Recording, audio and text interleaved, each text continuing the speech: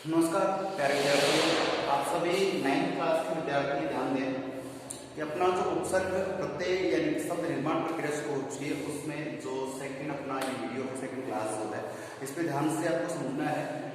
आपने उपसर्ग की परिभाषा देख ली है और परिभाषा के बाद में आपने जैसे मैंने आपको डेफिनेशन दी थी कि उपसर्ग क्या है।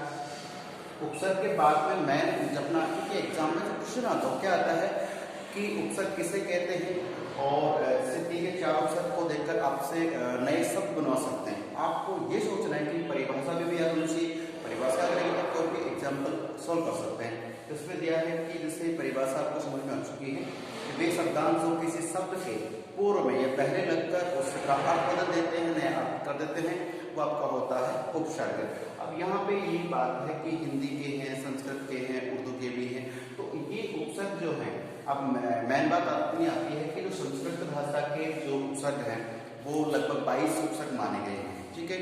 और ये मान के चलना है कि संस्कृत भाषा के जो 22 उपसर्ग हैं इनमें से 1-2 को छोड़ दें तो बाकी सभी लगभग 20 उपसर्ग ऐसे हैं जो कि हिंदी में ज्यों के त्यों हैं, ठीक है। तो ये प्रमाणित भी है और अपने हिंदी के उपसर्ग इससे मिलते जुलते सेम यही है, तो ये भी अपने को पढ़ने जरूरी है। और तो हिंदी किस प्रश्न है वो भी अपन कुछ पढ़ेंगे, ठीक है।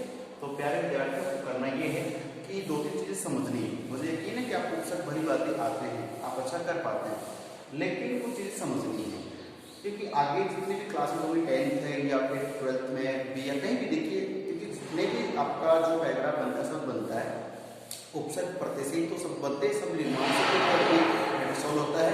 एक मिनट ध्यान रखना है सोचना। तो हम बात कर रहे हैं कि जो 22 उपसर्ग हैं इन 22 उपसर्ग को आपको ध्यानपूर्वक समझना है कि देखो एक उपसर्ग यहाँ पे दीर्घ उपसर्ग है और एक आपको बात बता दो ये सभी अव्यय हैं। अव्यय का मतलब है कि ऐसे शब्द होते हैं अविकारी शब्द हैं, इनमें विकार उत्पन्न नहीं होता है। तो ध्यान रखना है कि जो उपसर्ग हैं वो सब अव्यय भी होते हैं जब तक कि सबके साथ में लगते नहीं तब तक। तो ये अपने लगभग अपन 22-23 को पढ़ेंगे, 22 से पढ़ेंगे।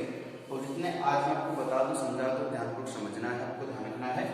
तो एक तो उपसर्ग कौन कौन से हैं, प्लस में इसका अर्थ पूछ लेते कई बार एग्जाम में आया कि जैसे कोई शब्द अत्याचार शब्द है, इसमें उपसर्ग कौन सा है कि उपसर्ग पहचान कर उसका अर्थ बताइए। तो आपको ये देखना है कि अति जो है इसका वास्तविक अर्थ क्या है और इसका अर्थ हो जाएगा तो इस अर्थ के आधार पर वाक्य बनेगा। तो आगे तो आप समझ सकते बना सकते, लेकिन मेन चीज है उपसर्ग निकालना आना चाहिए आपको। देखिए यहाँ पे अति दिया है तो अति उपसर्ग है और उसका अर्थ क्या होता है अधिक से ज्यादा, ठीक है। और यहाँ पे अति मिला दिया है हमने किसमें, बाकी से अति में अधिक मिला है तो अत्यधिक हो गया है। लगभग क्या होता है आपको मैं पूछ रहा इसमें संधि की बात कर लें तो संधि इसमें आपके यण संधि हो जाती है। इस एक शब्द उससे मिलता है तो कहीं ना कहीं उनके वर्ण ध्वनि उसके सामने मिलते हैं। देखना ये है कि अति जो उपसर्ग है उसका वास्तविक अर्थ अधिक होता है, अत्यधिक बन गया है। अब इसमें से आपको कह दिया जाए कि आपको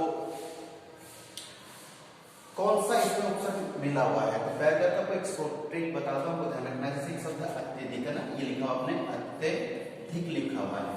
इसमें करना क्या है ये आपको देखना है कि संधि भी है अपने ध्यान रखना। तो इसमें निकालना हमें क्या निकालना, देखिए ये जो बनता किससे, जैसे एक शब्द है अपना अति, धन, अधिक है ना, ये आप मान के चलिए अपना शब्द है। अब बात करें जो अति है इसमें ई लगा हुआ है, छोटी ई है, ये अपने आप में स्वर है। इस स्वर को अगर मैं हटा देता हूँ निकाल देता हूँ तो क्या हमारा लगता है कैसे बचेगा, आधा बचेगा। तो ऐसे कैसे रह गया है, ये जो ई निकल गई है आपका तय बच गया है। आप इसमें हलंत में ऐसा लिख सकते हैं या फिर आप ऐसे लिख सकते हैं, आपका तय बच गया है। उसके बाद में आगे क्या है ए, तो यहाँ पे अगर ए होती है बड़ी या छोटी उसके सामने उसके जैसा स्वर नहीं मिलता है, कोई भिन्न स्वर मिलता है तो ये जो क्या करता है ई का क्या हो जाता है, ये हो जाता है। ई का यानी लिखना ई बदल जाता है ये में। तो यहाँ पे ई था और यहाँ पे इसके जैसा नहीं वो दूसरा है तो यहाँ पे हो जाएगा ये। तो यहाँ पे ई और एम मिलकर बन गया आपका ये। अब देखिए ये वाला जो ई था ये आपका ये बन चुका है, आधा तय चुका है आपका। अब ये इसमें चुका तो बचा क्या, अधिक बचा, तो ये अपना बच गया है। जैसे देखिए अब तो क्या है अत्यधिक आ गया है। कई बार जल्दी में गलती कोई कुछ बच्चे अत्याधिक कर देते हैं। अत्याधिक अगर यहाँ पे आपकी मत लगा दी वो शब्द वर्तने की दृष्टि से, अर्थ की दृष्टि से गलत माना जाता है, नंबर कट सकते हैं। तो हमें ध्यान रखना अत्यधिक ही होता है। आप अक्सर लोग बोलते हैं ना अत्यधिक मात्रा में पढ़ रहा है, तो वो अत्यधिक बोल दिया जाता है, जबकि होता क्या है, अत्यधिक होता है। बनते कैसे, तो आपको ध्यान रखना है कि जितने भी उपसर्ग लगते हैं ये कहीं ना कहीं संधि का भी काम करते हैं। तो इसमें अति था, अति, अति को अधिक में जोड़ते हैं, है ना, यानी कि इसका अर्थ बताया हुआ है, अलग अलग चलेगा ना। अब तो ध्यान रखना है अत्यधिक बना है, ठीक है, अत्यधिक बन गया है, अतिरिक्त बन गया है और अतिक्रमण बन गया है। यहाँ से संधि थी, बाकी यहाँ पे क्या है, संयुग्मात्मक समास हो सकता है, ध्यान रखना है।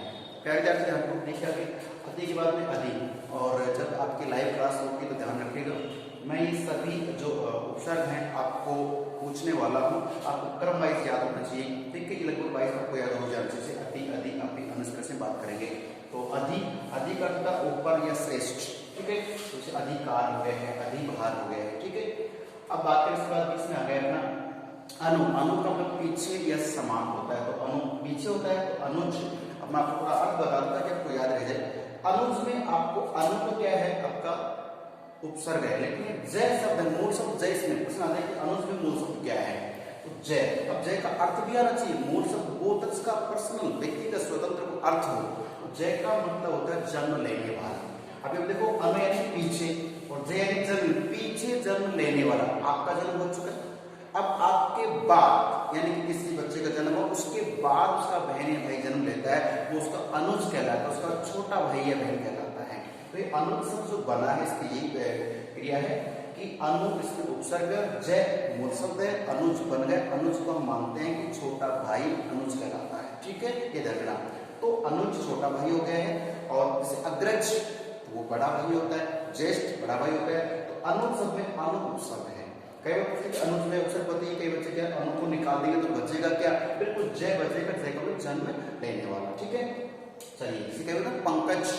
तो पंकज का शाब्दिक अर्थ वैसे कुछ लोग जैसे पंकज यानी कि कीचड़ में जन्म लेने वाला, ठीक है, या जल में जन्म लेने वाला जलज होता है, तो जय का मतलब जन्म लेना, और जलज कमल है और पंकज भी आपका कमल है।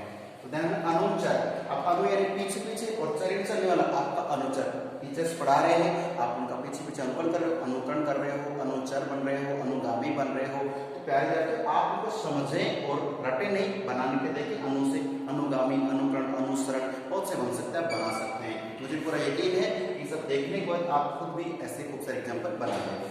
तो देखिए अनुचर, अनुगामी और अनुरूप हो गए। फिर आपका अपी, अपी का मतलब निकट, पास में, तो अपी धान और अपी नद। उसके बाद अपना अप का मतलब बुरा, एक होता उपकार, एक होता अपकार। उपकार तो किए हुए उपकार को मानने वाला उपकार, किसी की भलाई करना, और एक होता अपकार, अपकार होता है जिसे बुरा करना, ठीक है।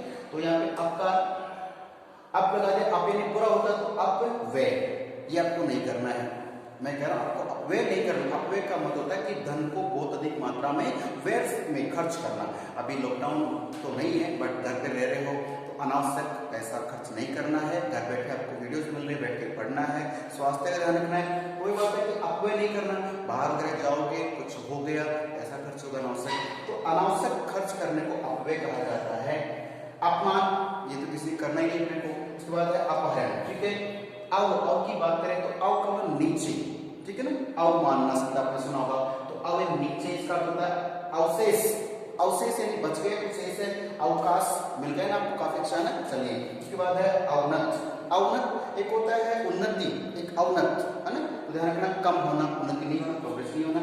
फिर आ की बात करें, आ के दो अर्थ आएंगे, एक होता है सहित, ठीक है, एक होता है तक, ठीक है। जैसे इसमें दिया एग्जाम्पल अपने लिए आभरण, आभरण यानी कि से भरने तक, पेट भरने तक आप खाना खाते हैं, उसको आमरण, गांधी जी करते थे आमरण अनशन करते थे, तो मरने तक वो भूखे रहते थे, उसे आमरण अनशन कह दिया, ठीक है।